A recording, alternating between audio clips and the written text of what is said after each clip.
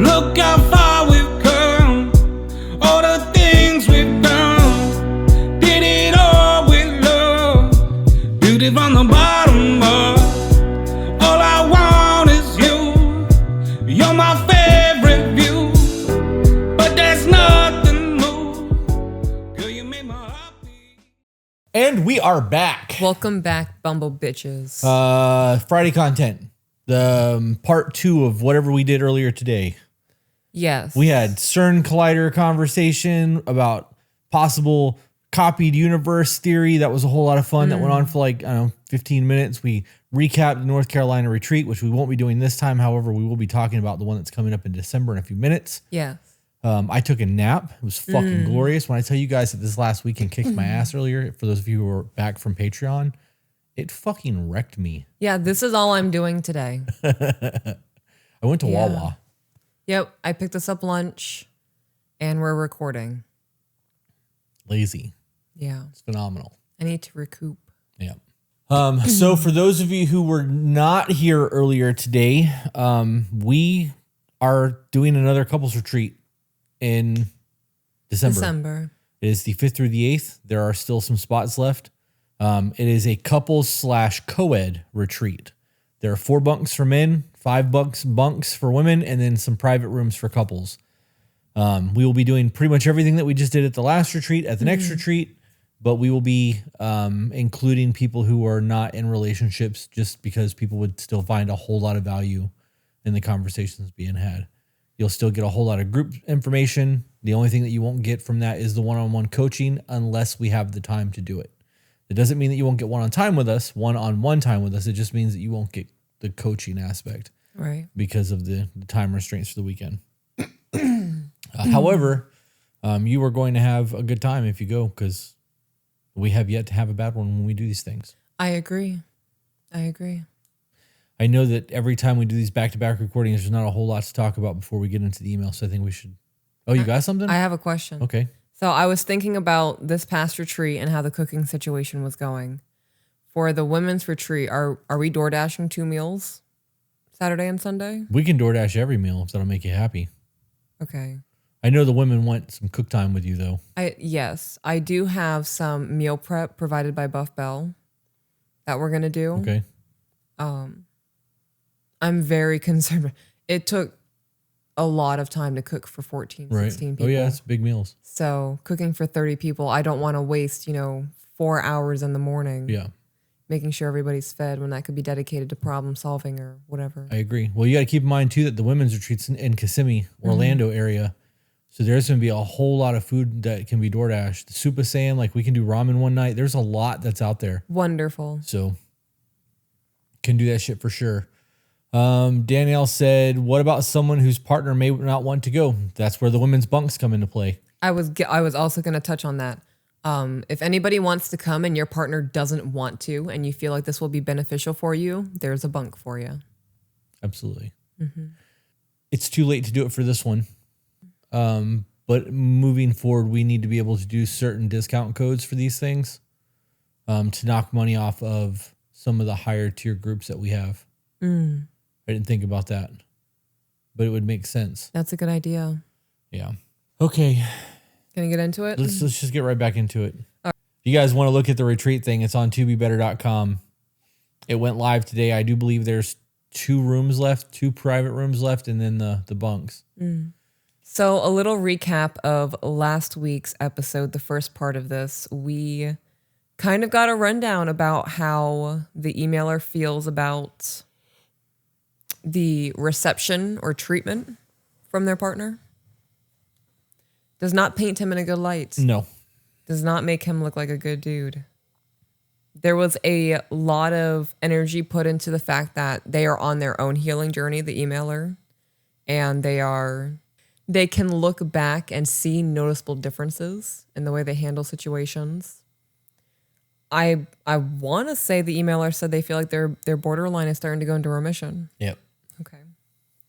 There was an example given about a conversation between the emailer and her husband that was sparked by a conversation that the emailer was having with the sister-in-law, husband's sister.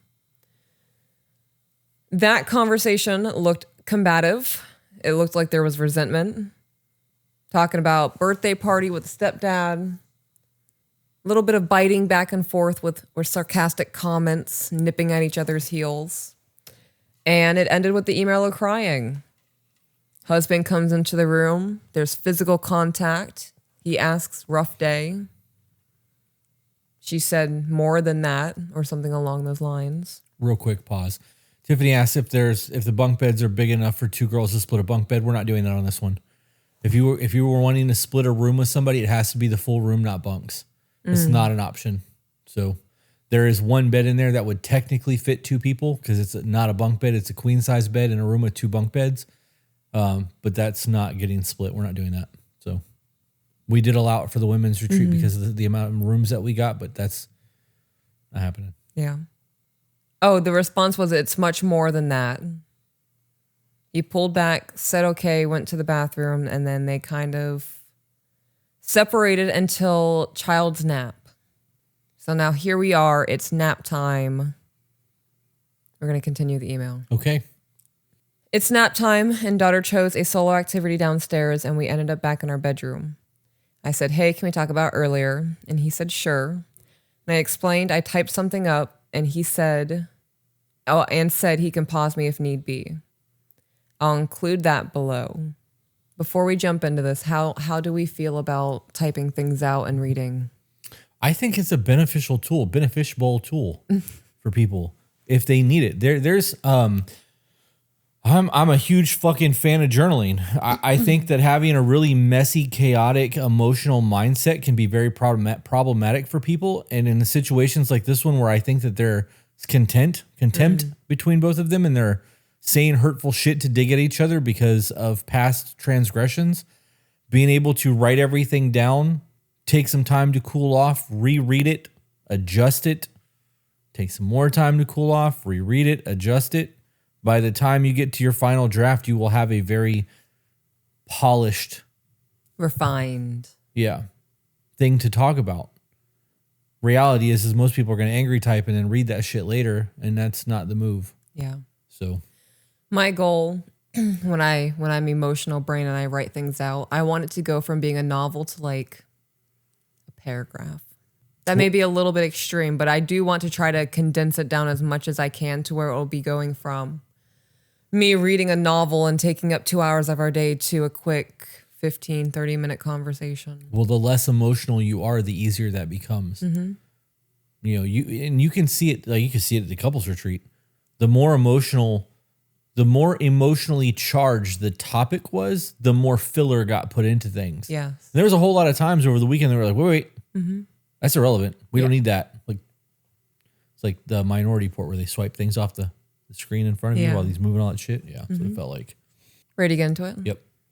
About earlier, I think we're at a crossroads now, and we've been circling the same patterns for so long that I'm scared we can't break them, and I want to try. Okay, I'm going to read through the whole thing, and then we can break it down. My brain went dun dun dun. Yeah. Okay. Okay. July's constant arguments really left my heart bruised, so this week I tried being more emotionally pulled back, trying to process and give room for change, but each day has gotten harder and harder with a lot of tears. I love you so much, and that makes this harder. When I bring things up, be it emotional or a point of conflict, I usually end up feeling misunderstood, dismissed, or like I have to defend my feelings. I like that sound. Yeah, it's still going. It's going to rain like a motherfucker tonight. Yep. It's good because our water catch needs to be refilled. Yes, it does.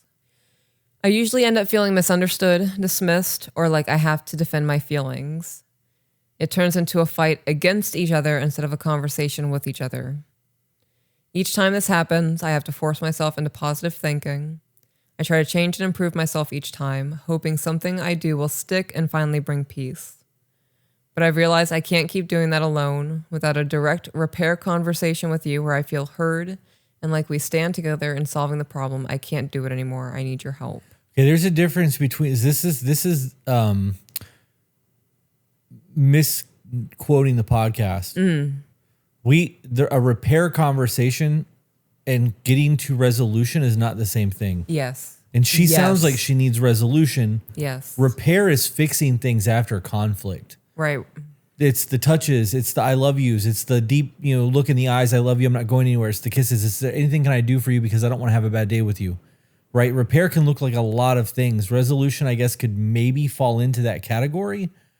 It's always steps for me. Yeah. Yeah. Like there's the first 3 minutes where things can either be brought back or it's going to become a full-fledged argument. Then there's the actual disruption. Then there is the resolution. And then there's the repair. Yeah. Okay. I agree with that. I agree with your statement too. I agree. I feel like there needs to be a resolution conversation and a repair conversation. To finish what she had written up and read to him. That said, I am also scared that we are just too different. Maybe you don't want to do this and that's fair. Either way, I need us to have the conversation of where to go from here. And it says end script. Yeah, this is a lot of it sounds like this is preloading a divorce conversation. Yes. Okay. So I'm going to read this. So she has it in like little paragraphs. I'm going to read it per paragraph. And if you want to say something, we can pause. Okay.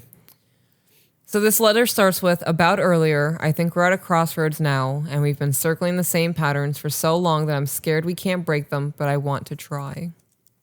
There's right, I'm on the receiving end of this. That first part, there is no clarification in that for me on what we're talking about right now. Because I've already said earlier that this wasn't a miscommunication for me. This just played out the way that it played out. In my mind, it came across as picking a fight, the way that was laid out in the email. So that's how I'm going to run with it in this made-up scenario. So, like I said, there's no clear what are we talking about right now. We already disagreed that it wasn't a miscommunication earlier when you believe it was one.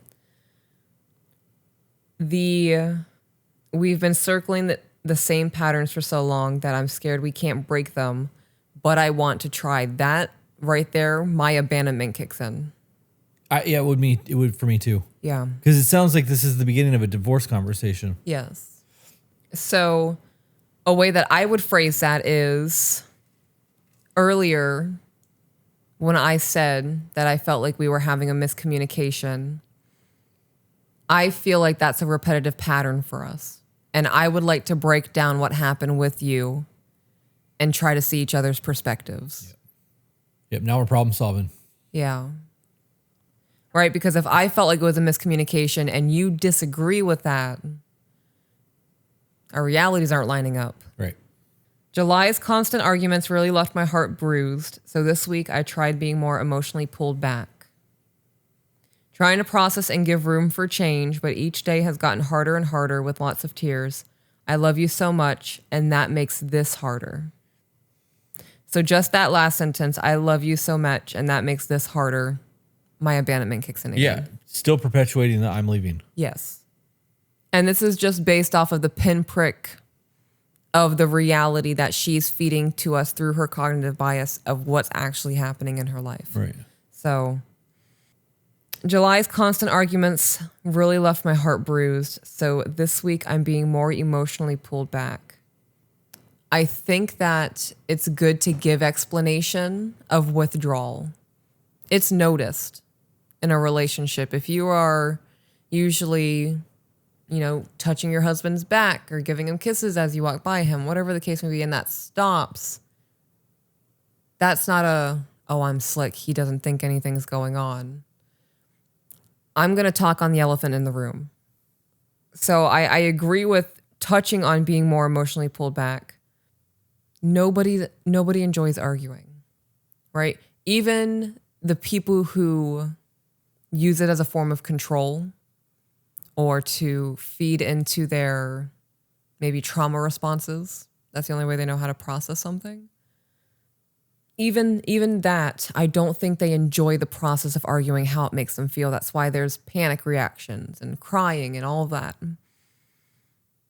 So I am going to touch on that sucked for both of us too, because this isn't our relationship. Even if it's coming to an end, is not about me. Our relationship's about us. So I would have phrased that differently. including that July has been a hard month for our marriage. And because of that, I recognize that I have withdrawn emotionally, and that hasn't made the situation better. That it fuels the fire. Yeah. Yeah. Anything you want to add to that? Mm-mm. When I bring things up, be it emotional or a point of conflict, I usually end up being misunderstood, dismissed, or like I have to defend my feelings. It turns into a fight against each other instead of a conversation with each other. You want to touch on that?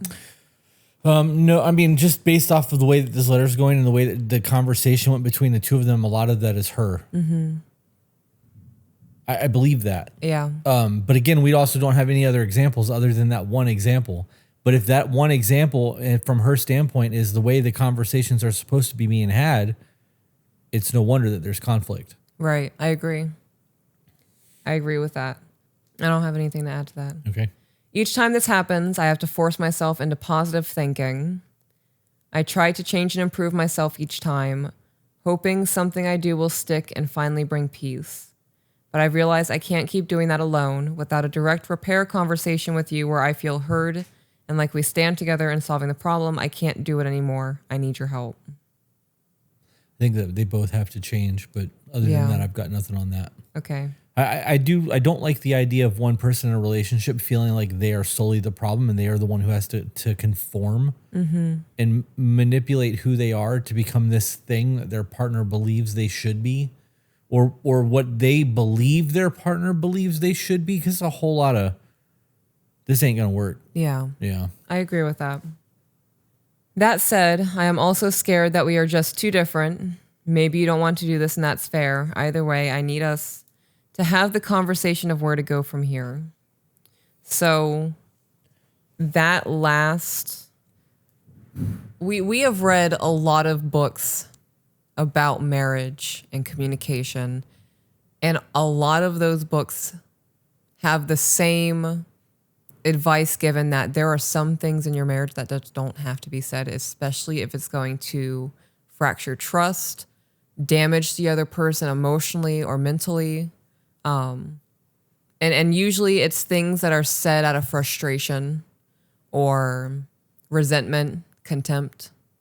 Those are the silent fuck yous that we let die inside of us versus allowing it to poison the relationship. That's how this last part comes across to me.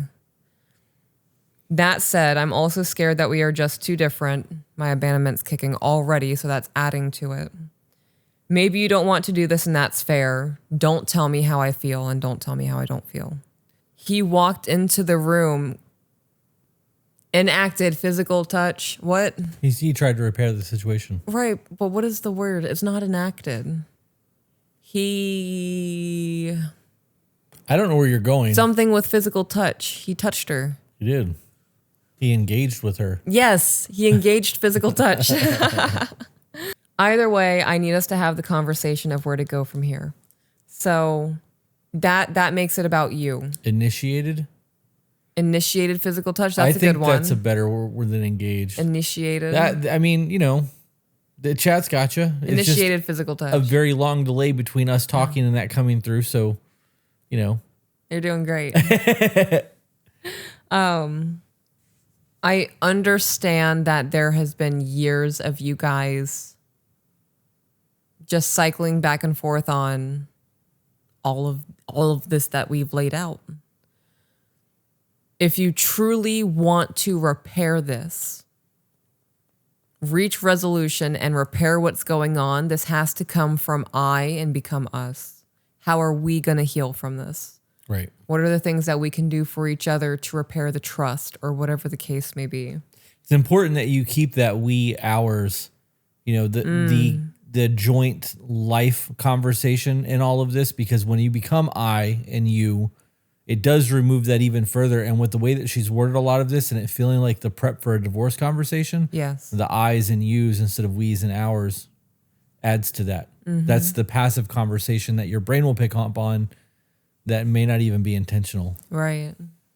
Husband and I watched Grandma's Boy the other day. I can't remember if I already talked about this on the podcast or not, but that robot guy, JP or whatever his name was.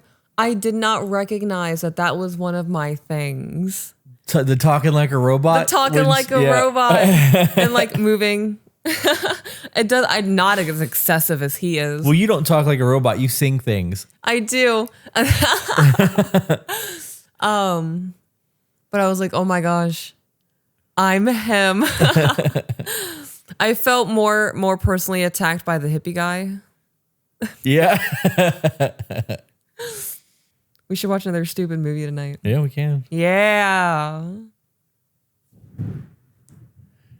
Jenna said intergalactic physical touch robot dance, and I saw it and she saw me see it because in my head I was singing intergalactic planetary from Beastie Boys. She caught me. Sorry, Chris. I can see you sing it in your head now. That's you're right. funny. You're right. You don't have to call me on it, but you're right. Okay. Are you ready to continue? We're at the end of script, and now we're going to continue on with his reaction, conversation, whatever. Let's go.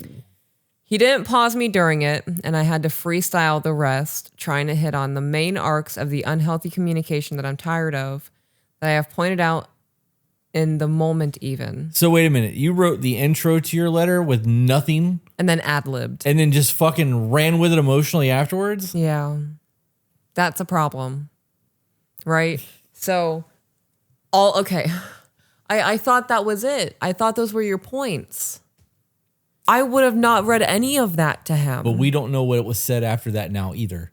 Right. So she ad-libbed and ran through shit, and now we're going to get his reaction to what happened. So now we have unknown conversation, we have unknown dialect. And his reaction is going to be what? Tone, inflection, right. And then it's going to be his response to the situation. Yeah. So knowing that there were bullet points and specifics of what you don't enjoy about the relationship after the intro monologue, this is like, I used to do this shit. I would be up at 3:00 in the morning typing a novel on the phone, and I'm like, yeah, this is great. And then I can run with that, and I'll remember this point, and I can hit that. And this is how that feels to me. Like, right, reading this, I'm starting to be like, yep, that's my anxiety. That's the panic. That's whatever is making my nervous system feel jittery on my bones right now. How often does past you fuck future you by not making enough notes in that scenario? Because I still do that in my notes on my documents on my phone. Oh, yeah. I'm like, I just wrote this. That doesn't make any fucking sense. Right. It didn't trigger that thought. Yeah. But now if I come to my husband with something, if I have to really sit down and write out a note and refine it and go back and do all of these things, I am not going to intro monologue the bullet points I have to give to my husband. I'm thinking about leaving. I'm having a hard time with our marriage. Whatever the negative things are that you feel like you need to get off your chest to be validated in the moment will come from the conversation that you're trying to have about resolving the things you don't enjoy in the relationship. Right. Continuing. Yep. I was detailed like I have been here. I explained that I feel like I'm not enough because he is so frequently annoyed at me for seemingly nothing or pinning things on my cycle or just me being too sensitive. So I'm going to be honest with the example that was given earlier. You were annoyed at him trying to help with the birthday planning for the stepdad. That came across for me in reading that. I don't know if you picked up annoyance in her responses. Pinning things on my cycle or just me being too sensitive. You cried about the fact that he disagreed that what you guys just had wasn't a miscommunication. Yeah. I don't agree, like she said earlier in the email, that her BPD is in remission. I am. I don't believe that. I agree. It quickly became a back and forth that was so dense and loaded that I didn't have the line-by-line memory of what each of us had said and in what order. So I will list out different things each of us said throughout it, trying to capture as much of the timeline and any quotes that I can remember. He got defensive at first and said I was threatening him. He said it was ridiculous / not right that I want him to change beyond who he was when we got married. That was all in quotes. That's a problem for me. Yeah. I don't give a fuck what's being said. That alone is a problem for me. Yes, just that standalone sentence. You should be changing and evolving regardless of who you were when you got married. You guys got married 7 fucking years ago. Are you saying that in 7 years you haven't evolved or changed at all? Right. If so, what are you doing in life? Why are you living? I was a very different person 7 years ago. I was a different person 6 months ago. Yeah. Right? Like new data, new information, new fucking enjoyments, new kinks unlocked. Right? Like there's a whole lot of cool shit that happens in life. Like, are you not paying attention? Are all you're doing is working to death? Like, how are you not changing who you were when you got married? That mindset is toxic as fuck. I concur, doctor. I don't get it. You don't get what? That mindset. Oh, the not changing. That's actually a lie. I do get it. That's that you got what you got in me. This is just who I am. You need to accept it. Mm-hmm. That's very different than, that's not what he said. He said that I shouldn't have to change who I am, being that this is who you married. Right. But you are basically saying you got what you got and I'm not willing to change. Mm-hmm. I'm not willing to become a better man for you. Right. I'm not willing to do other things to enhance our relationship. This is no different than the men or women who refuse to do the check-ins, who refuse to listen to a podcast or read a book that could make your marriage better. Mm-hmm. You just don't give a fuck enough about to make the change. That's all there is to that. You don't have to like what we're doing. Right. I don't like, we listened to some weird Wizard of the Oz shit yesterday. Wizard of Oz shit that you were into. And like, I played the entire thing through. It wasn't my jam, but if we were in the car again, you were like, I want to listen to this, we'd play it. Sometimes it's not about you, homie. Sometimes you have to realize that there's a whole other universe sitting next to you. Right. And you have to do things that you're not going to enjoy to see a motherfucker smile or to watch them sing The Wizard of Oz while you're driving down the road in the rain at 90 miles an hour in a giant fucking van. Yeah. I was a little anxious about that. I'm not going to lie. The rain? You driving 90 miles an hour in it. And I was like, my husband's got this. I did. Did have it. Had no problems with it. I'm scared. He's not. We're good. Jenna, that's exactly what happens in my brain. I have to think about being sexy in order to try and stick the landing. But I always fumble because fuck. If it makes you feel any better, the fumble's as cute as fuck. Is it? Not sexy, but cute as fuck. It's still in the realm of that's my wife over there. Yeah. And I thoroughly enjoy it. Yeah. Especially when we get to laugh about it afterwards. Nice. Because now you're getting to drink, the whole comedy thing for you. Yeah. Like I'm not faking my laughter. It's genuine. Oh, so we're checking all kinds of boxes over here. Yeah, we are. I do nail being sexy sometimes. All the time. Okay. Yeah. No, not all the time. That's false. That's false statement. Like 98% of the time. It's when you try to like say some shit that it fails. Yeah. Yeah. Yeah, you do that to me. All right, continuing. Yes. Just because I think I'm broken and have been changing doesn't mean he thinks he is broken or needs to change. At first, he said he didn't want to do it, and I gave space for that. I said, I get it. I feel like how I feel, and you feel how you feel, and if you don't want to work on these things with me, then I will not stay. He asserted that I was threatening him. I said, this is not a threat. Do you think I'm bluffing? And he said, no, I'm taking you very seriously right now. He got up and paced a bit. He was very frustrated. Things got quiet and I was feeling unsurprisingly crushed. I said, is this really it? And he said, you tell me. And I said that he wasn't willing to work with me on the stuff, that I would have to protect my heart and call it. He sat back down and said, I'm not going to be the one to end it. That's a choice you'll have to make. And if that ends up happening, you'll be the one telling the kids. And if they ask me what happened, I'll say you left me. I asked, what if they ask why? He said, I'll tell them it's because you wanted me to change from who I was when we got married. That it stopped being enough for you.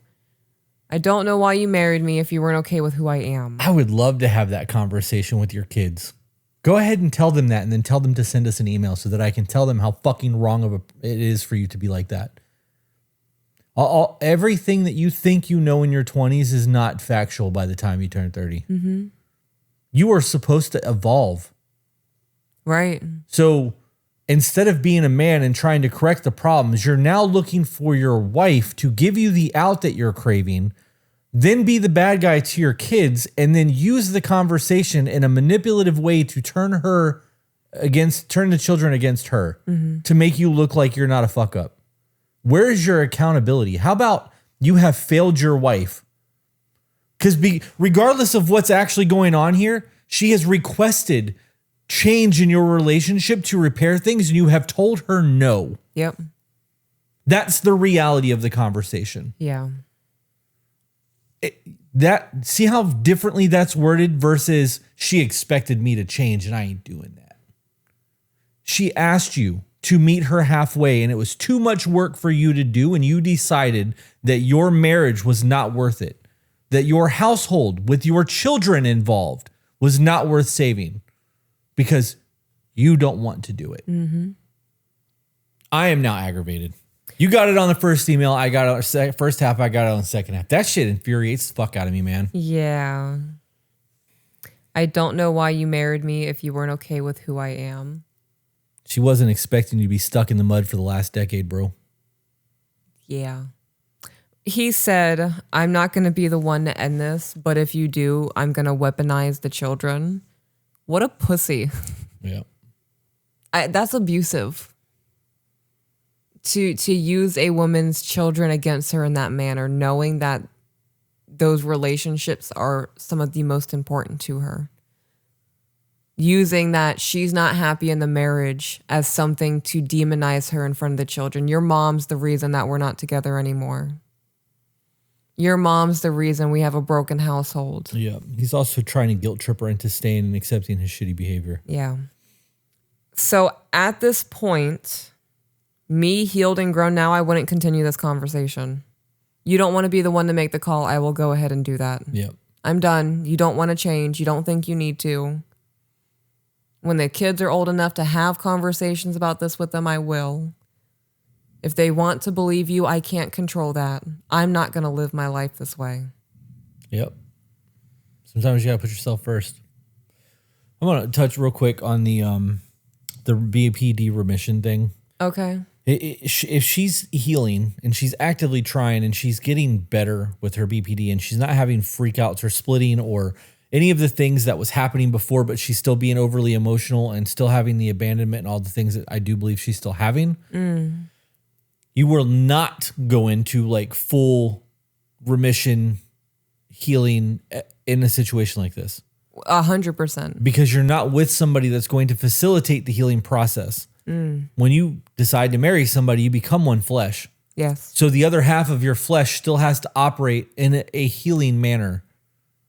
This doesn't mean that they can repair you. It just means that they are providing enough positive atmosphere for you to grow in. They're creating enough sunlight with some shade so that there's enough photosynthesis but not burning the leaves. Right. Right? Like there has to be some sort of combined efforts. If you really do want to get past the BPD and you want to make sure that you're healing and becoming and evolving more than you are, you will have to remove yourself from the situation. And that's the reality of it. That is true. I agree with that. This triggered my defense. Cut that. This triggered my defensiveness. I said our relationship has a lot more hurt over the years on both sides. And I know more of it was caused by me. My own unchecked mental health made me aware of how to put into words what I was feeling and experiencing. In the last 2 years, I've been bringing this stuff directly in the moment. I've been bringing this stuff up directly in the moment, and it keeps getting pushed off as being my problem or that I'm just making mountains out of molehills. But I am tired of things going like this. We go in waves of fighting and being okay, and it's not all my fault. I need your help in order to fix this between us. I don't feel emotionally safe with you, and it breaks my heart. I want us to be able to make things better. And if you don't want to be a part of that, tell me. I love everything she said there. Yeah, that was good. That's one of those things that like, that sounds like I just can't do this anymore. And I'm going to put myself first. Like, yeah, I love that. That was good. That was really well put. Other things he said was that maybe I should get back into therapy. Or maybe this is coming up because I stopped consuming THC since July 14th. Or because the new medication I started on July 17th for ADHD, it's a non-stimulant, makes me sleepy at night. I do not feel like any of these things is to blame. It's poor communication and one-sided emotional effort. But if they were to blame, he has done nothing to help you through your shit. Every time one of us has quit doing something or implemented some sort of new thing, speaking of which, you have to play your handpan tonight, we support each other. We do. I don't understand how you can just get mad and like, I don't know. I just don't get it. I really don't get it. And him saying that maybe she needs to go back to therapy and maybe it's this and maybe it's that, maybe it's this. That maybe you need to go back to therapy. You want me to go back to therapy because of the way that you're treating me? Right. Right. Raise your hand if you hear the manipulation. Yeah. He said I was asking him to change in vague ways and needed more specifics. I explained that I had been calling out the patterns mid-argument for years now and even across all of July's arguments. So from my understanding, the example that was given was one of your guys' arguments that happened in front of the sister, because you provided that to show that she's present when these things happen. I did not see anything mid-argument pointed out pattern-wise in that. Do you recall anything? I don't. She did tell him afterwards, though, that the issue is that they don't know how to communicate with each other. But he disagrees that it's a miscommunication. Right.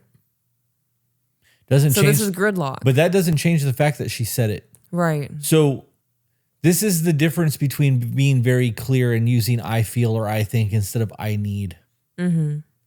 Right? Because now there's no misunderstanding there. I need us to communicate better. Right. I need you to listen to me. I need to feel blah, blah, blah. I need more quality time. I need more date nights, whatever, right? There's a very clear, you can serve me in the moment with this. Squeaky wheel gets the grease. But if he's not, but also, we also know that in the situations of these arguments, he's also, according to her from the one that we read on the previous episode, he is turning everything into about her and how she has to change and she's got to evolve, and he's doing it here too. Yeah. And if that's the case, he's not really listening to her. No. Because he has a I'm right and there's a superiority complex. Again, based off of what she's written. Yes. Okay. We are watching a show called The Institution. Oh, it's so fucking good. Oh God, it's so good. I love it so much. Yeah.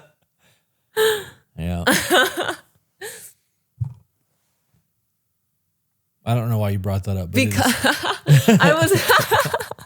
I was just thinking, like, you know how Carrie reacts to eating my food? That's how my brain intellectually reacts to that show. Yeah. I was so disappointed we didn't have another episode last night. So in that show, I'm not going to spoil it too much, but one of the kids who has powers runs into one of the important people of town, and he's trying to explain his powers to him. And the guy was like, well, if you can read minds, read my mind and look that I'm telling the truth. And he was like, it's not that you're telling the truth. It's just that it's showing me you believe it. Right. That you believe you're telling the truth. Yeah. Right. And it happened again. Oh, wait, that's too much of a spoiler. Yeah. I can't do that. We should do a watch party in Patreon and start over. We can fucking do that tonight. I would be down to do that. Can we get Domino's for dinner? Yes. Yes, we're having a post-couples retreat mental health day. Yay! Oh, you guys are going to see me. I'm going to get a face mask and everything. You're going to wear a face mask? Yeah. While we're recording? Okay. We'll do some self-care while we do this. All right. Yeah. Yeah, we'll totally do that when we're done. We'll do it as a watch party in Discord. I love that. Back into the email? Yep. Okay. Around this time, he said annoyedly that he would start being softer with me from now on and start lying. Oh, wait. And start lying about his true feelings on some things and just go along more because happy wife, happy life, which I know you hate, but it's true. If you're not happy, I'm not happy. So if I have to suffer a little bit for you to be happy, which will make my life easier, then I will. Why do you keep doing this? Because he said all of that. That's the next sentence. So that was all a quote. So, guys, as you, I hate people. That's the reality of it. Mm-hmm. I love community and I love the people that are growing, and healing is ugly. The path is ugly. Yes. It gets lonely. Motherfuckers come in and out of your life. Like a whole lot of change happens and it shakes up your world like a fucked up snow globe with Legos in it. Right? Like that's what healing looks like. It's raining blood. Right. But as you get to the point of healing, saying things like happy wife, happy life, because I don't matter, blah, blah, blah. Like you can correct that in the moment in an intellectual way if you are not emotional and you are calm and thinking about what's actually being said. Yeah. And it's not about making one-liners or zings or anything like that. But as you get better in your healing, these conversations change. Oh, yeah. You can see through the bullshit. Absolutely. That happy wife, happy life was a redirection. I believe that people like this, I believe they know what they're doing. I also believe that they know certain phrases will set you off. Right. And they have that whole rotisserie. What is the greatest American mystery? How you like your chicken, extra crispy or golden rotisserie? Was that another commercial? That was Busta Rhymes, but Oh. Stop it. That's funny. Yeah. that happy wife, happy life is happy house, happy spouse, happy house. We've addressed that a lot, but there is a truth to happy wife, happy life. And it doesn't mean that I don't matter. And the issue that I have with that phrase is by using happy wife, happy life, it means that I don't matter. Correct. Happy house, happy spouse, happy house means that we're in this as a union. Yes. But if you're not trying to make your woman happy, then what are you doing? Right. Because the happier you are, the happier I am. We feed off of each other. Right. When you're miserable, I'm miserable. I don't want to be miserable. So if something's not right with you and I can fix it because that's my job, I'm going to. Now, if that shit is one-sided and I am constantly catering to you and I'm getting fuck all from that, it's a very different conversation. Right. I agree. He then downplayed the weight of the word suffer by explaining, still annoyed, that he'd rather me be happy so his life can be easier. I asked about his happiness and he said, I am happy. I enjoy our life and I'm happy being with you. That's why he's not willing to change. So she's the one who's discontent. Right. Well, everything that he laid out here is he's going to lie and do all of these things, which is the way he said it. He's happy because he doesn't have to change. He doesn't have to become a better version of himself. He doesn't have to evolve. He doesn't have to learn new communication skills. There's no work here for him. He wants her to continue to change and do the work because it's a lot easier for me to manipulate you with my words than it is for me to have new behavior patterns instilled into my brain. That's how I view that. I was shocked at this point with how he treats me like a conversational adversary. Ooh, that was good. I didn't think he liked me. I thought we had crossed into he loves but he doesn't like me territory. Regardless, I don't feel liked. He added that the people he respects the most, especially those closest to him, are the ones he will show his full honest opinions with. Wow, so he doesn't respect you because he's willing to lie and give you falsehoods. I'm going to be honest. With the example that was given earlier and the way that that played out, if that has been their relationship for the last 7 years and there has been extreme moments of that, I can understand why he's checking out and standing his ground like I'm done with this. Yeah. I agree with that too. You get to the point where you just don't care anymore. Right. Like if you have proven that I can't be honest with you because it hurts your feelings, whatever the case may be. Like, right, if he's saying that you're too sensitive, am I too sensitive? There are times you have to hit me with, babe, you're being too sensitive right now. You're taking it personally. Yep, baby being crazy. Right. He added that the people he respects the most, especially those closest to him, are be the ones he will show his full honest opinions with. I wish I could remember the other emails because if he, throughout the first half of this relationship, was coming to you with his honest opinions and it was shot down, he was made to feel guilty about it, whatever the case may be, right? Borderline is not what? There was two other emails, wasn't there? I was like, what do you mean other emails? Yeah, there were 2 other emails. Okay, because borderline. Right. Because of borderline, like right as somebody with borderline and observing other people with borderline, we can unintentionally abuse the people in our lives. Yeah. And if that's what he's gone through, I could see why he would say it's backhanded and shitty the people I respect more in my life, or however he phrased that. I see that frustration though. And you're right. He doesn't respect her and saying that to her. Yep. All right, continuing. Yep. I replied saying, I heard the words you said, but are you saying you respect me? And he said yes, and yet I feel like he doesn't respect me. That's because actions speak louder than words. Right. I mean, that would be my takeaway too. There's also something something to be said about being somebody that is worth respecting. If all you're doing is bringing conflict and the way that you're handling things comes across as combative, you're not going to get respect. Yeah. You're not going to get love and admiration. You're going to get combative. Yes. This is what I was talking about in the last episode, where if you view somebody as an enemy, every time they come to you, it's going to be taken from a place of like, we're going to war. Mm-hmm. You're not going to be, you know what I mean? It could be literally anything could be taken to that point, because that's the way that your internal shit's wired now. You're viewing your person as a fucking problem instead of a partner. I agree. He said he will placate me by lying about his honest thoughts. He came back to this one. He said he will start holding back his first thoughts of that's dumb, etc., and treat me like he does other people in his life that aren't as close. You should do that anyways. You know what? Fuck you for that, dude. If your first response to your woman is that's dumb when she brings something to you, you have a whole lot of fucking things to work on. Yeah. Talking to your wife versus talking to your guy friends, two different levels. Two different emotional connections, two different like life agreements. I'm not going to suck your dick, bro, but I'll help you move your couch. To me, this sounded like a very poorly worded and skewed version of him saying he will start responding rather than reacting when communicating with me.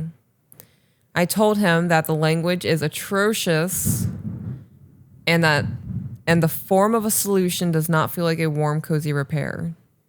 He said, oh, I understand. If someone else told me that they were only doing/not doing something just to placate me, I would be upset too. It's crazy to me that she assigned meaning to what he was saying in a positive way instead of actually listening to what he was saying. And then he had to bring it back further and just flat out be like, I'm placating you. Right. Continuing, I truly believe there is a trauma nugget center deep inside him that he never acknowledges outwardly. I can't speak for his inner... We didn't lose anything, did we? I mean, it looks like everything's still running. Sick. We'll find out in a second if the comments stop. Word. All right, continuing. I can't speak for his inner world, but I think his trauma nugget is the core of this tangled mess of communication. I'm just going to breathe for a second. I feel like I'm on a 10-mile hike. That's funny. Chat's going nuts because they heard that thunder. Yep, that's Florida. This happens every rainy season. It's my favorite part of being in Florida. Yep. Okay, so his trauma nugget core is not the reason you guys are having communication problems. You are also not an effective communicator right now. And I don't know if that's you stooping down to his level or that is like a reactive trauma that's happening because of you going through this for the last 7 years. But it's not the core of this tangled mess. It's a contributor. If it is a thing. It could also just be a dick. And still, I don't want to give up. I need advice, though, for all of my desire to not break up the family, let go of our history, and the man who, in the good times, is my best friend. I'm fighting for my own survival. This stuff is taking its toll on my mental health, and I will not let another year pass with seeing marked effort. I'm tired. My only idea is to try to meet his desire to debate and be combative and rude with the firm patience of a mother teaching a toddler to not keep hitting or do some other bad behavior. You shouldn't have to raise your husband. Yeah. And he's not willing to change. You can change your child because they're still malleable. They're tiny and moldable. What? You and your Trump thing. They're tiny. Is that what that sounds like? They're little humans. That's hilarious. Continuing, he is a great father and actually very gentle with the kids' emotions. Yeah, except for the kids get to see the way he treats you. Yeah. Recently, I even stated that I wish he would be that gentle with mine instead of the Brillo pad experience I received. He said they are kids and I am an adult, so it's different. Sigh. Oh. Not everybody's compatible. Yeah. Period. That's just all there is to that. Yes. I understand why she said that. I wish you would be like that with me. It's because you're craving affection. You're craving understanding and all those kinds of things. You don't want to be treated like a child. You just want to be loved properly. You saying it the way that you said it, I stated I wish you would be that gentle with mine. He's I agree you're an adult. Those are children. They are going to be handled differently than you as an adult are. I told you the other day, why don't you talk to me the way you talk to Ivy? And you're like, what? You want me to talk to you like the dog? Did you want me to smack your butt and rub your belly? And you're like, yeah, sometimes. Yeah. Sometimes I want to hear in your high-pitched man voice, who's a good girl? It's me. Your husband or your wife should get a different version of you than the rest of the world does. Continuing. Mm-hmm. He is a great teammate in the household and a lovely co-parent. He makes me laugh a lot despite this email's sad story. He is so insanely smart and full of knowledge about things I couldn't hold on to, and he thinks 4 steps ahead of everyone else. This is a thing to be admired, but also feels like a weapon used against me during conflict or any level of frustration. Any help you have to offer will be appreciated. I want to be able to communicate with my husband in a healthy way. If I'm still the problem, tell me. I'm sure there is something else I can do to be a part of the solution. That said, if you think this is hopeless, please tell me that. Fuck. The emailer's trying. I'm done reading for a minute. I wonder if she thinks that he is a 4-step ahead thinker or if he has said that and that's why she used that terminology. Because that seems like some superiority shit too. I agree. That shit I heard a lot in my yesteryears. Can't bullshit a bullshitter. Yeah. Okay, you slimy bastard. I see you. Amanda said you have to be 4 steps ahead to manipulate people. Mm-hmm. How long was that? 1 hour. Do we want to do something else? Like another email, you mean? Yeah. We can do another quick one. I don't want to do another 16-page email. My brain is dead. Jenny said, I feel like he's been pushing her down so she doesn't know when she's wrong or right. I agree with that too. Belle said, send me that storm, please, and thanks. Is Janae still here? She is. She just commented. Okay, so it's not telling me what's a PDF and what's a document. So can I just willy-nilly click shit in this? You can click and open it and see the way it opens. See if it opens differently. She said, yes, you can. I'm done in there for now. Word. Okay. She said, short email folder. A short email folder. All right. This one is titled Lusting After Others While in a Relationship. Before we get into that. Hello. I hope you're doing well. I'm writing about an ongoing situation with my boyfriend and I. We have been together for a while, but are not married, have no kids, and live in separate houses, etc. How long is a while? It doesn't say. Right. Well, I mean, that's a valid question. You think 6 months is a long time? Are you 19? Like, right. Have you been together for 15 years? What's a while? Yeah. Come on, guys. Do better. Continuing. Yep. He will frequently comment on people's attractiveness. This ranges from she was a beautiful girl in conversations about people to saying the best part of blank movie was the actress's tits. Oh, so he's disgusting. Got it. Yeah, he's filthy.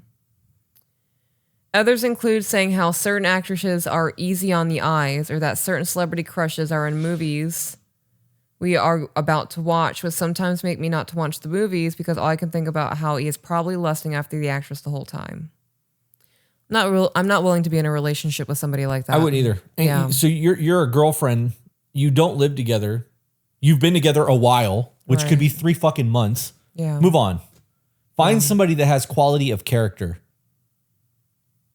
Because this is not a quality of character thing. We have an entire movement of feminism right now where like catcalling is inappropriate. And like, you're not even allowed to properly compliment a woman anymore. Right. As it's frowned upon. And you are choosing to be with a man who says the best qualities of that person is their tits. The best part of a movie was seeing some chick's tits. Right. There you go. That's how it was worded. Yeah, I've been in that relationship where it was announced, oh yeah, the main chick in this movie is super hot. I don't want to watch this film anymore. I'm not going to be focusing on the plot line. I'm going to be focusing on the fact that you're lusting after the woman in this movie. It destroys your self-esteem. If you're somebody who's like that, who feels like you have the right to talk about what you're attracted to when you're in a monogamous relationship with somebody and talk about your celebrity crushes and, oh, that chick's super hot, you should be single. That's the beginnings of making someone a shell of who they are. Well, it makes them question their own beauty. Right. Right. So like if you are, and you can go to an extreme in this, if you have celebrity crushes that are the exact opposite of your woman or man for that matter, they're going to go, well, why are they with me? If all of their crushes are blondes and I have a brunette, I'm a brunette. All their crushes are blondes. Why are they with me? Right. Right. Like maybe they don't actually see me as attractive. Yeah. You're right. The further that goes, the more you're right, the more of a shell of a person somebody's going to become. Mm-hmm. Where they're going to start trying to manipulate who they are to match the crushes to try to placate their partner's desires. And they won't recognize who they are anymore. Right. I'm not going to finish that email. Fuck it. Let's not finish that email. We said what we said. Yeah. Find somebody that's got better fucking standards of a human being. Like, I also don't like the idea of celebrity crushes or celebrity passes. Yeah. You ever came at me and was like, who's your hall pass? I'd be like, bitch, I'm not in middle school anymore. What the fuck you talking about a hall pass? Right. You're not about to tell me that you would fuck somebody else. Right. Because that's what you're doing right now. You're telling me that if you had the opportunity, you would fuck somebody else. I don't trust you anymore. You just completely fucking destroyed that. Yep. You want to do another one? I do, because that was fun, but fuck that. Corn question. Oh, God. I had a quick question I thought relates to the addiction pod. That would be a good one to be answered on the pod. Where do you guys stand on homemade corn that a couple makes together? For instances where maybe one of them is tired or whatever, and the other has videos of them and their partner to use to satisfy themselves when their partner just can't. It's better than a pornography. It's better than other pornography in my opinion, but curious about what you guys think. How about delayed gratification? Right. How about you're too tired tonight, so I'm going to go ahead and we're going to watch some TV together and cuddle, and you're going to make it up to me tomorrow. Yeah. We can do it in the morning. We can have a quickie in the shower. We can go to bed early. Go to bed early. You know, there's a whole lot of things. Why be okay with your partner serving themselves? I'm not okay with that shit. And like, I have all kinds of videos of us playing on the phone, but those are for me so that I can watch them later. But it's not for me to touch myself. Right. It's so that I can remember all these dope ass moments and admire our greatness and then do it all over again. Right? But it has nothing to do with pleasuring myself. Right. So to answer the question, taking videos of your playtime or photos of your playtime, I don't think that that's pornography. I think that's an intimate moment shared between two people. I think it becomes pornography when you post it on the internet for other people to enjoy. Or you send it to your social circle or post it in your fucking guy group chat or whatever. Yeah. Then it becomes problematic behavior. But to keep intimate moments, if your woman sends you a naked photo, if you want to use that terminology, that's pornography. That's my woman reminding me of what I have and what I'm going to get to fucking beat the brakes off of later. Like, that's not pornography. That's for me. Right. So in that aspect, you're splitting hairs, or I'm splitting hairs, I guess, in that. But if it's for you and her only, and you guys are just doing your thing and you're not using it to please yourself later, because I think that it pleasing yourself takes it away the moment. Right. The intimacy. Right. The bonding. And it will eventually evolve past that. Yep. Because Eventually. that's what pleasuring yourself does. You have to get a bigger dopamine hit every time for that satisfaction to occur. So I'm willing to bet that if you start that way, even if it's not being stated, other pornography is being watched. Yes. Yep. Now what? Chicken butt. I don't know. We can wrap up, order some food, and then watch some TV with Discord. Okay. Because now I have like 5 hours of content, 6 hours of content I have to edit because I didn't edit 345 yet. So this week will be I'm probably going to wait and edit all next week when the kids are here. Yeah. Yep. What did Buff Bell say about her man? My man has said, most my man has said is funnily enough about Peach, and it was, I like who she's helped you become. That's the most compliment he gives. Oh, hell yeah. Belle, I think you and my wife are really good for each other. I know I said that earlier, but I believe it. And I know that you guys don't like blow each other's shit up. Right. It's weird because Sean and I talk all the fucking time. Yeah. And like, you're just not that person. But I also know that even though Sean lives right down the street, I don't see him very often. Yeah. So like, I get what I can because I need my cup being filled. Okay. You want to figure out dinner? I do. Okay. Guys, remember you are the author of your own life. So grab a pen. And we will see you on the next one. Bye, guys.